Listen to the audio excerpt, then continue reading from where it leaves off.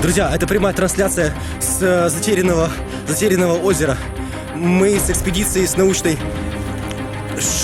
дошли только сюда и увидели костер. Он горит здесь уже последние 1000 лет. 1000 лет. Мы обнаружили это по углям, которые раскиданы вокруг. И прямо здесь, возле костра, мы увидели костерного человека.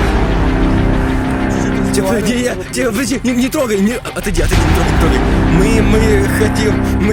Мы попытались установить с ним контакт, но пока мы не знаем, чем это чревато, что он с нами сделает, но сейчас мы попробуем с ним поговорить. Леха, нож, осторожно. Избери с ножа. Это первый контакт!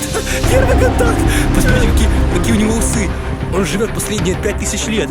Посмотрите, какая длина и какая высота. Невероятно. Боже.